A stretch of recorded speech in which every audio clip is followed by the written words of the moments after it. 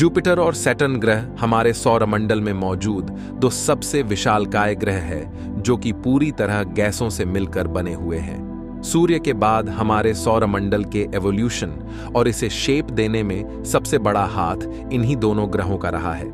दोनों ग्रहों का चक्कर 80 से ज्यादा छोटे और बड़े मून्स लगाते हैं जो कि हमारे सौरमंडल के भीतर दो मिनी सोलर सिस्टम का निर्माण करते हैं। पर क्या होगा अगर भविष्य में किसी कॉस्मिक इवेंट के चलते हमारे सौरमंडल में मौजूद ये दो सबसे विशालकाय ग्रह आपस में टकरा जाए? इसका इन ग्रहों, हमारे सौरमंडल और साथ ही हमारे धरती पर मौजूद जीवन पर क्या असर पड़ेगा? और क्या इस टक्कर के बाद बने ग्रह के पास इतना मास मौजूद होगा कि वह अपने अंदर फ्यूजन शुरू कर एक स्टार बन जाए? ऐसे ही ढेर सारे सवालों के रोचक जवाब जानने के लिए इस वीडियो को अंत तक जरूर देखें।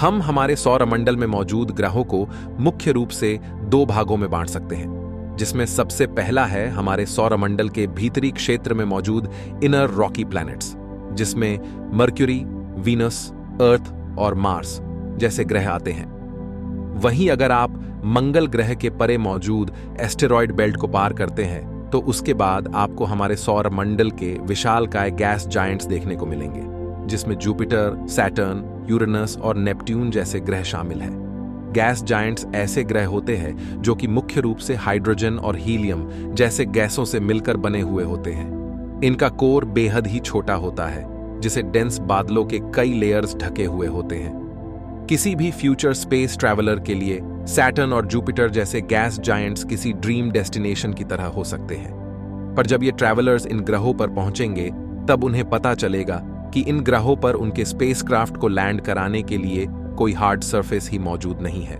साथ ही इन गैस जायंट्स का एटमॉस्फेयर बेहद ही ज्यादा खतरनाक और भयंकर होता है, जिसकी वजह से कोई भी स्पेसक्राफ्ट जो इन ग्रहों के एटमॉस्फेयर के भीतर जाएगा वह बेहद ही हाई प्रेशर और टेम्परेचर की वजह से कुछ ही समय में जलकर नष्ट हो जाएगा। यानी ये गैस जायंट्स जितने खूबसूरत और अद्भुत लगते हैं वो उतने ही ज्यादा खतरनाक और भयानक भी है। इन कारणों की वजह से और हमारे धरती से बेहद ही ज्यादा दूरी के चलते अब तक केवल कुछ ही मिशन इन गैस जायंट्स का करीबी से अध्ययन कर पाए हैं। जुपिटर ग्रह का कोर या तो सॉलिड हो सकता है या फिर यह डेंस गैसों के बेहद ही मोटे परत से मिलकर बना हुआ हो सकता है। इसके कोर में प्रेशर बेहद ही अधिक होता है, जिसकी वजह से वैज्ञानिकों का अनुमान है कि इसके कोर का तापमान लगभग 50,000 डिग्री सेल्सियस के करीब हो सकता है। गैलीलियो और जूनो मिशनों द्वारा इसके कोर के बारे में जुटाई गई जानकारी के अनुसार जुपिटर ग्रह का कोर केंद्रित न होकर फैला हुआ है। वैज्ञानिकों का मानना है कि ऐसा आज से करीब 4.5 बिलियन सालों पहले हमारे धरती से करीब 10 गुना विशाल प्लैनेट के जुपिटर ग्रह से टकराने की वजह से हो सकता है। इस टकराव की वजह से इसका कोर बंट गया और हैवी एलिमेंट्स इसके कोर में केंद्रित होने के बजाय बिखर गए। अपने विशालकाय आकार की वजह से हमारे सौरमंडल में सूर्य के बाद जुपिटर ग्रह का ही सबसे ज्यादा प्रभाव रहता है।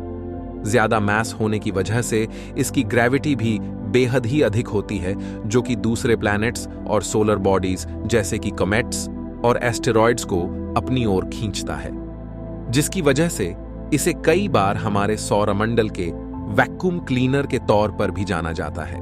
वही जुपिटर ग्रह से आगे जाने पर हमें एक और विशालकाय गैस जायंट नजर आएगा, जिसकी सबसे बड़ी पहचान है इसका विशालकाय और खूबसूरत रिंग सिस्टम। शनि ग्रह के ये रिंग्स कई सारे छोटे छोटे आइस और रॉक पार्टिकल्स से मिलकर बने हुए हैं, जिनका आकार कुछ सेंटीमीटर से लेकर कई मीटर तक है। वैज्ञानिकों के अनुसार सैटर्न के इन रिंग्स का निर्माण किसी विशालकाय कोमेट, एस्टेरॉयड या फिर इसके किसी मून के टूट जाने के कारण हुआ है। सैटर्न हमारे सौरमंडल का दूसरा सबसे विशालकाय ग्रह है, जो कि जुपिटर ग्रह की तरह ही गैसों से मिलकर बना हुआ है। इस ग्रह का सबसे पहले अध्ययन पायोनियर 11 और वॉयेजर मिशनों ने फ्लाई बाय के जरिए किया था, पर 1997 में लॉन्च किया गया कैसिनी-हिगिन्स मिशन इस ग्रह के ऑर्बिट में रहकर इस ग्रह और इसके ढेर सारे मून्स का करीबी से अध्ययन करने वाला पहला मिशन बना। संभवतः जुपिटर और शनि ग्रह हमारे सौरमंडल में मौजूद दो सबसे महत्वपूर्ण ग्रह हैं जिन्होंने अरबों सालों के दौरान हमारे सौरमंडल के शेप और उसके एवोल्यूशन में काफी बड़ा योगदान दिया है। पर यहाँ एक हाइपोथेटिकल सवाल यह है कि क्या होगा अगर भविष्य में हमारे सौरमंडल में मौजूद ये दो सबसे विशालकाय ग्रह आपस में टकरा जाए। इसका इन ग्रहों, हमारे सौर मंडल और साथ ही हमारे धरती पर मौजूद जीवन पर क्या असर पड़ेगा। हमारा यह सौरमंडल एक पूरी तरह डेवलप्ड और स्टेबल सोलर सिस्टम है। ऐसे में दोनों ही ग्रहों के मौजूदा ऑर्बिट को देखते हुए इन दोनों ही ग्रहों का आने वाले कई बिलियन सालों के दौरान एक दूसरे से टकराने की कोई संभावनाएं मौजूद नहीं है। पर स्पेस एक बेहद ही अनप्रिडिक्टेड जगह है और हो सकता है कि भविष्य में किसी विशालकाय कॉस्मिक इवेंट जैसे कि गैलेक्टिक टाइडल फोर्सेस, विशालकाय एस्ट्रॉयड या हमारे सौरमंडल के समीप से गुजरते हुए रोग स्टार की वजह से भविष्य में इन दोनों ही ग्रहों के टकराने की स्थिति बन सकती है। ऐसे में वैज्ञानिकों के एक दल ने फिजिक्स बेस्ड सिमुलेशन की मदद से यह जानने की कोशिश की है कि अगर भविष्य में ये दोनों ही ग्रह टकरा जाते हैं तो क्या होगा।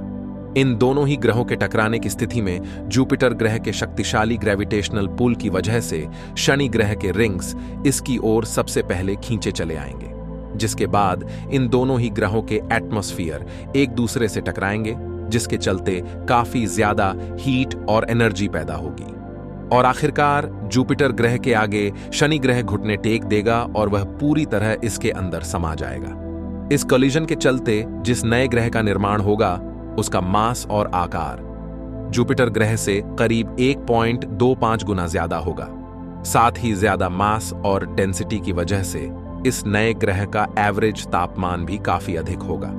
जहां वर्तमान समय में जुपिटर ग्रह का एवरेज तापमान -150 डिग्री सेल्सियस है, वही कोलिजन के बाद बने इस नए ग्रह का एवरेज तापमान करीब 52 डिग्री सेल्सियस तक हो सकता है। जुपिटर और शनि ग्रह के कोलिजन के चलते सिर्फ हमारे नए ग्रह के आकार में ही बदलाव नहीं आएगा, बल्कि हमारे इस नए ग्रह के कंपोजिशन में भी बदलाव आएगा। हमारे नए ग्रह में जुपिटर ग्रह की तुलना में कहीं ज्यादा आयरन, सिलिकेट और हाइड्रोजन मौजूद होगा, पर साथ ही इसमें कहीं ज्यादा मात्रा में वाटर भी मौजूद होगा, जो कि मुख्यतः शनि ग्रह के तबाह हो चुके रिंग्स में मौजूद आइस पार्टिकल्स से आएगा। जहां शनि ग्रह के रिंग्स का ज्यादातर भाग जुपिटर ग्रह में समा जाएगा, वहीं इसका कुछ हिस्सा इसके ऑर्बिट में पहुंचकर एक छोटे रिंग सिस्टम का भी निर्माण कर सकता है, जो कि हमें खत्म हो चुके शनि ग्रह के विशालकाय रिंग्स की याद दिलाएगा।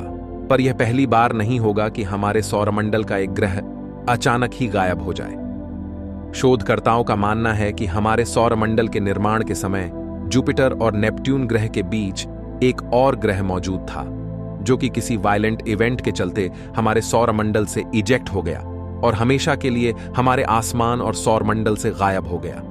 साथ ही आज से अरबों सालों पहले मंगल ग्रह के आकार का एक ग्रह हमारे पृथ्वी ग्रह से टकराया था, जिसके चलते मून का निर्माण हुआ था।